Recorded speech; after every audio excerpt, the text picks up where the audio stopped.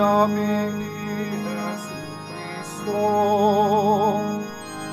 Ako ang ilaw ng mundo at buhay ng alakad ko.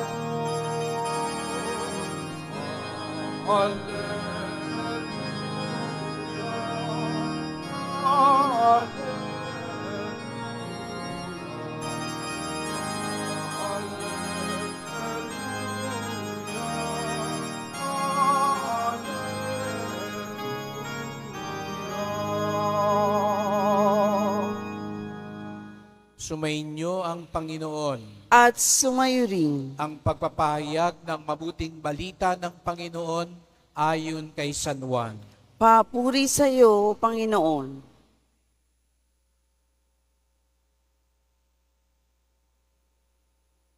Noong panahong yon, malakas na sinabi ni Jesus, "Ang nananalig sa akin ay hindi lamang sa akin nananalig, kundi pati sa nagsugo sa akin. At ang nakakakita sa akin ay nakakita na sa Kanya. Ako'y naparito bilang ilaw ng sanlibutan, upang hindi manatili sa kadiliman ang nananalig sa akin.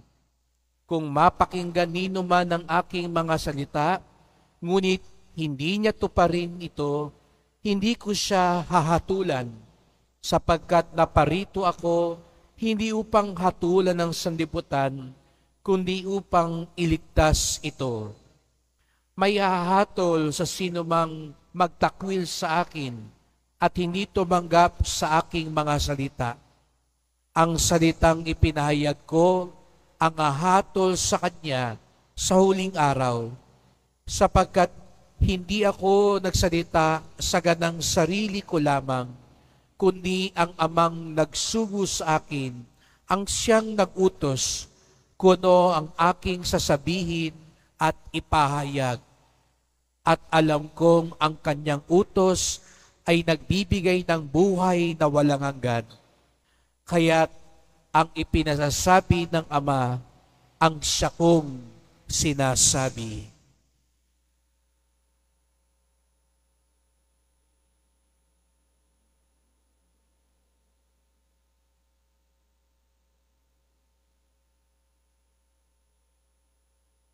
Mga kapatid, ang mabuting balita ng ating kaligtasan. Pinupuri ka namin, Panginoong Hesukristo. Magsiupo muna po ang lahat. Magandang umaga po sa inyong lahat at maligayang pagdating sa tahanan ng ating mahal na pong Jesus Nazareno. Binabati at pinagdarasal din natin ang mga nasa online, lalo na po mga may sakit, nag-aalaga sa may sakit, at mga kababayan, mga kadeboto natin mula sa iba't ibang panig ng bansa at daigdig na nais sumama sa pagdiriwang ng misa dito sa Quiapo, sa Basilica Minor at Pambansang Dambana ni Jesus Nazareno.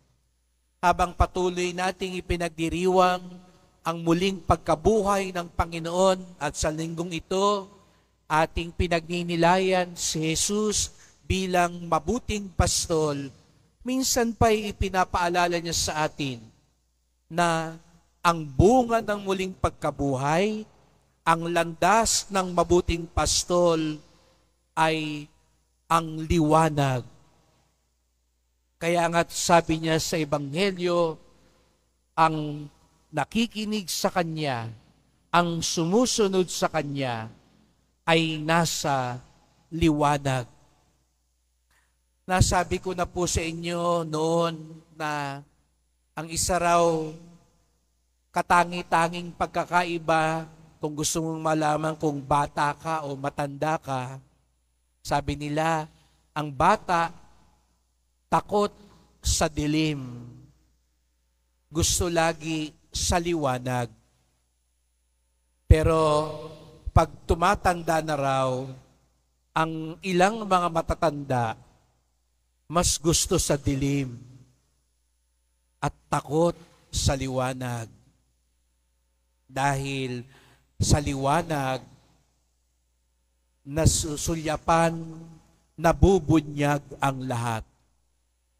Kaya nga, di nyo ho ba napansin ang mga mahihiwagang lugar na pinupuntahan ng mga nakatatanda ay madilim. Ang mga pinipiling lugar, madidilim. Siguro naman, alam nyo na ang ibig kong sabihin. Kaya nga, pag binuksan ng ilaw, nagtatakipan ng mga mukha. Pag na-raid na yung mga lugar na madidilim, nahihiya na yung mga nabibisto dahil malakas lang ang loob nila sa dilim. Ayaw sa liwanag. Kaya nga, napakagandang tanong sa atin ngayon, saan ka ba natatakot? Mabuti na ang matakot sa dilim kaysa matakot sa liwanag. Kaya nga, ang magandang pagninilay at pagpapalalim dito, ang tunay na deboto, ang tunay na Kristiyano, komportable sa liwanag. Bakit? Pag sinabi nating hiyang sa liwanag, walang itinatago, walang pagbabago. Ikaw man ay nasa loob o nasa labas ng simbahan, ikaw man ay mag-isa o may kasama, ikaw man ay nakikita o hindi, ganun pa rin ang gagawin mo.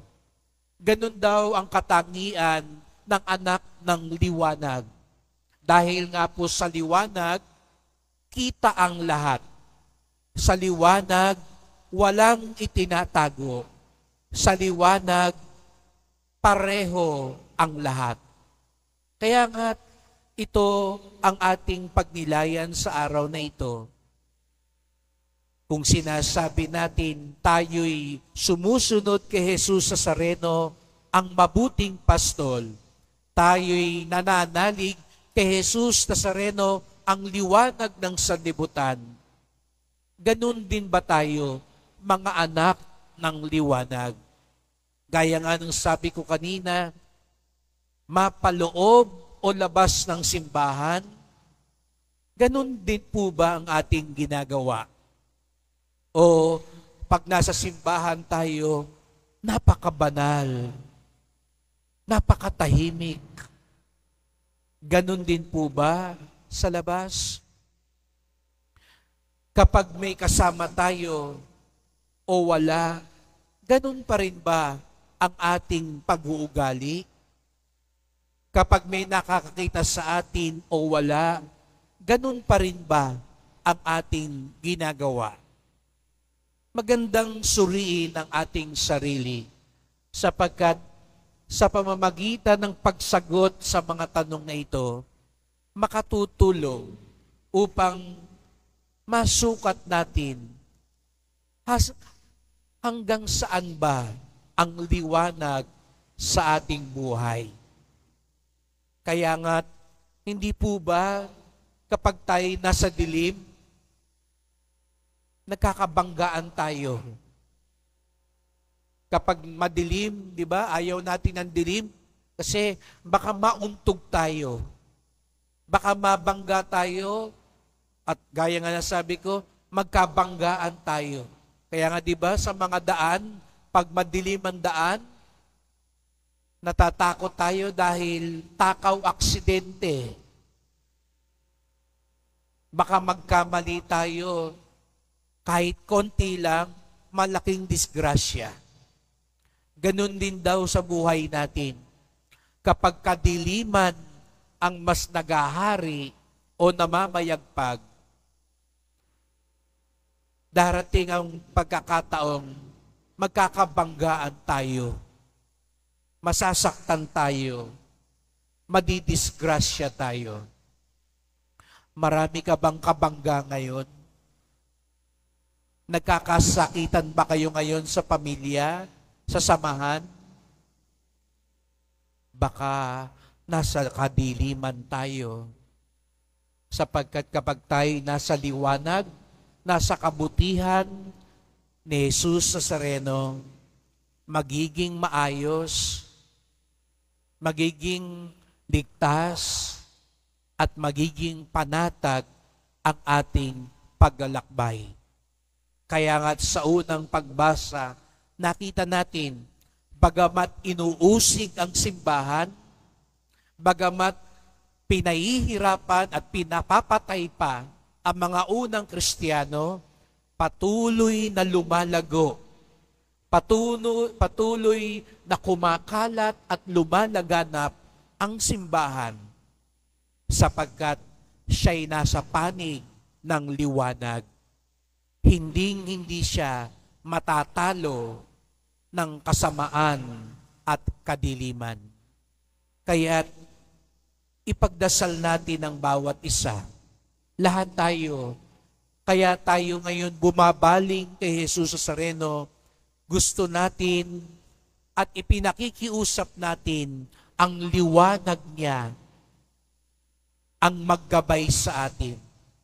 Sapagkat ang liwanag lang ng mundo, kumukuti-kutitap.